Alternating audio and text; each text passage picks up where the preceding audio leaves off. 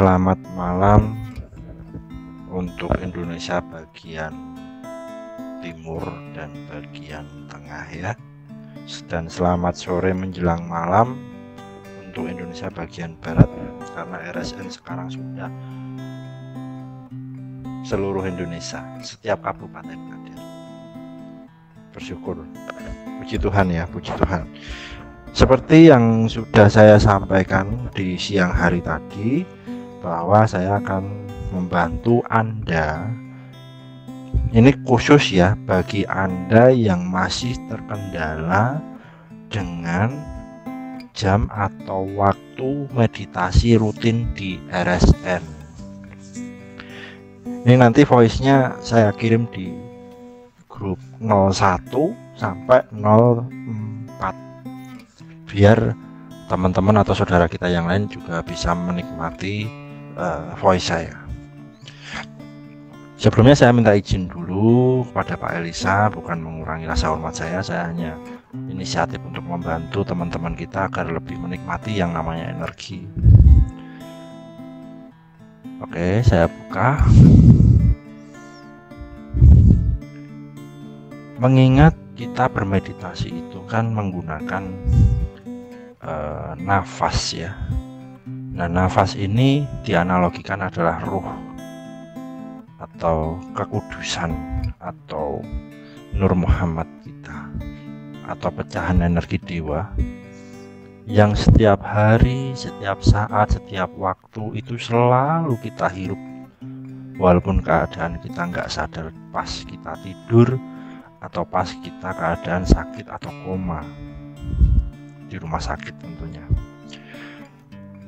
Setiap hari, setiap saat, setiap waktu kita menghirup nafas sampai nggak sadar kalau kita sedang bernafas. Maka diciptakan atau dibuatlah yang metode nafas sadar, agar kita lebih menyadari kehadiran Tuhan atau roh itu, atau Nur Muhammad, atau pecahan energi dewa, atau apapun itu namanya yang berhubungan langsung dengan Tuhan. Dan saya meyakini di setiap pemahaman manusia yang namanya Tuhan itu tidak bisa dipungkiri, pasti ada, seateis apapun. Cuman yang membedakan kalau ateis itu menganggap Tuhan nggak ada, kalau kita pasti ada. Kalau menurut kalimat saya tadi, Tuhan itu pasti ada. Bagi orang yang menganggap Tuhan tidak ada, itu secara nggak langsung dia menganggap Tuhan ada. Kemudian banyak penyangkalannya, itu artinya. Nah, Tuhan itu pertama tidak bisa terbelenggu oleh ruang dan waktu, karena Tuhan itu ya semesta itu sendiri, seperti itu. Dan Tuhan itu hadir dengan sendirinya, tidak bisa dihancurkan. Dan ternyata energi yang kita hirup selama ini itu nggak bisa kita ciptakan dan nggak bisa kita hancurkan juga. Jadi mau sampai kapan kita jauh dari Tuhan? Nggak bisa jauh. Kalau Tuhan memecat kita, kedudukan kita sebagai manusia di semesta ini, kita mau tinggal di mana? Semuanya juga Tuhan. Nah, gitu kan analoginya gitu. Jadi jelas ini akan menuju pada time atau waktu. Ya, mengingat pernah saya singgung hukum kekekalan energi itu sendiri ya. Hukum kekekalan energi itu kan tidak terbelenggu oleh ruang dan waktu, dan dia kekal. Terus hubungannya dengan metode meditasi rutin RSN itu apa, Mas Hari? Seperti ini. Ada tiga waktu atau 3 momen, yaitu meditasi RSN khusus, RSN umum ya, jam 5 pagi, jam 10 pagi, sama jam 8 malam. Ini waktu Indonesia Barat semua ya, dan yang ada di Indonesia Timur itu mengikuti waktu yang di sana. Solusinya apa ketika mendapatkan kendala di situ? Tinggal Anda niatkan saja, ternyata sesimpel itu. Dengan afirmasi bisa, dengan sugesti alam bawah sadar sendiri, kita setting alam bawah sadar sendiri bisa, atau langsung aja tidak masalah tanpa ada niat, langsung meditasi. Loh kok gitu Mas Ari? Iya, Pak Elisa channelingnya ke Tuhan, ke orang suci, ke sesepuh, ke leluhur dan lain sebagainya. Di situ Pak Elisa sudah bertimeline atau sebagai penjelajah waktu.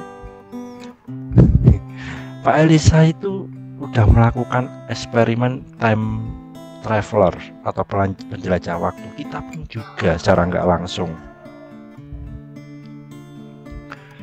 Contohnya gini, ini contoh saja ya, saya tidak memaksa Anda untuk melakukannya. Contohnya gini, saya bermeditasi channeling ke Pak Elisa. Sorry, ini saya lagi ada di toko ya. Saya berchanneling ke Pak Elisa, dan Pak Elisa ada di Jakarta, saya ada di Jawa Timur. Jaraknya itu 500 km lebih kalau dalam gravitasi bumi ya, diukur dengan meter ya. Itu kan ruang, namun kita masih bisa janjian waktu. Saya sudah bisa menembus ruang. Ini sebelumnya saya mohon maaf kalau ada suara-suara orang atau gimana. Ini di luar kondisi ya, di luar rencana. Yang penting tersampaikan niat saya ini untuk membantu. Udah bisa menembus ruang. Dengan apa? Dengan channeling. Terus waktunya gimana Mas Ari? Caranya gini, sebutkan jamnya. Misalnya Pak Elisa memberikan pengumuman di grup itu jam 8 atau jam 10 kan. Terus ibu baru tersadar atau bapak baru tersadar, Anda baru tersadar membuka HP jam 1. Ya kan? Itu kan berselang 2 jam. Tinggal niatkan saja. Saya niatkan channeling misalnya ke Pak Elisa ya, mengambil energi 2 jam yang lalu atas izin Tuhan, dan mengalirlah energi secara sempurna di diriku. Itu kurang lebih kalimat afirmasinya seperti itu. Jadi sebutkan waktunya. Misalnya tadi jam 10 kok tersadarkannya jam 1 baru buka HP. Loh, aku lupa meditasi. Jangan khawatir, karena energi itu tidak terbelenggu oleh ruang dan waktu.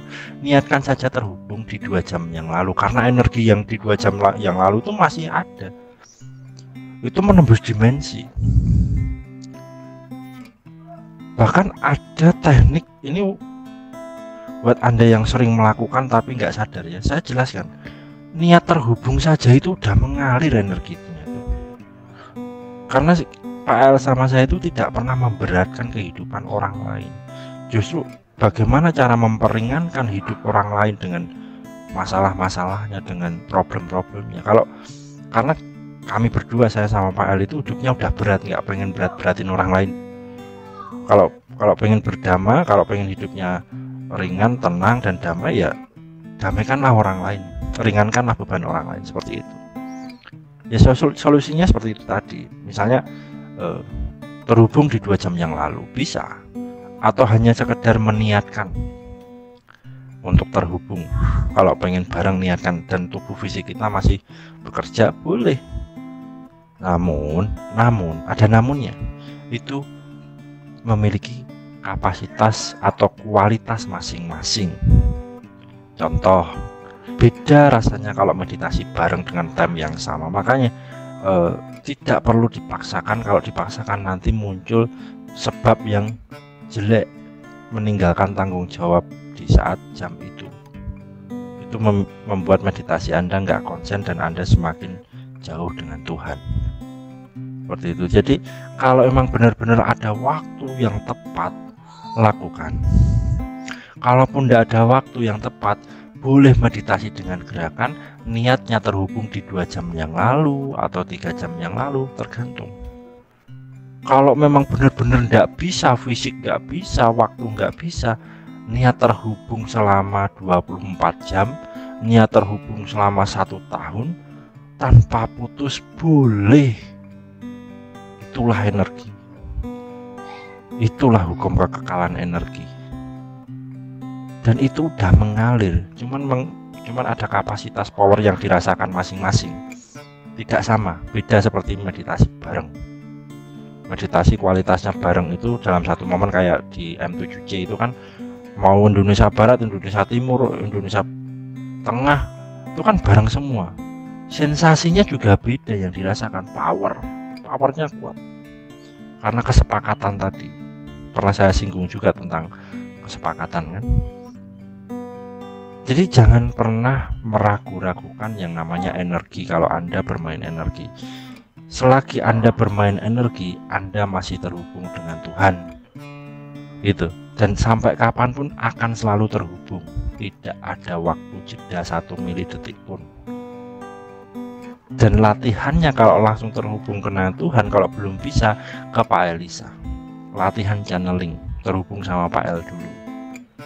Itu kegunaan manusia yang memiliki power lebih di dalam dunia atau vibrasi energi di dalam dunia. Gunanya seperti itu, sebagai mercusuar, sebagai istilahnya semacam kayak, lebih tepatnya kayak fondasi gitu, benteng atau sarana prasarana untuk channeling ke Tuhan. Bisa. Tenang. Dan di situ nanti penuh dengan pengalaman kok. Oh, ternyata gini bisa tuh, gini bisa ya. Kok cuman terhubung aja, niat aja kok bisa merasakan. Itulah bukti energi. Itu nyata. Gitu loh. Gimana ceritanya orang yang nggak kenal sama kita, tapi kita pengen bantu dan dia sembuh? Ya karena keyakinan kita kepada Tuhan dan Tuhan mengiyakan, ya sembuh beneran. Itu kan udah ruang nggak kenal, waktu juga nggak kenal, itu kan orangnya juga nggak kenal. Itu jadi tinggal main niat.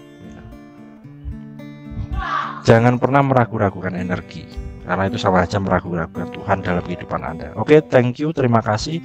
Mohon maaf berisik ya, nggak apa-apa. Lain kali saya voice lagi biar lebih tenang ya. Salam Rahayu, Om Swastiastu, Namaste, Namo Buddhaya, salam kebajikan.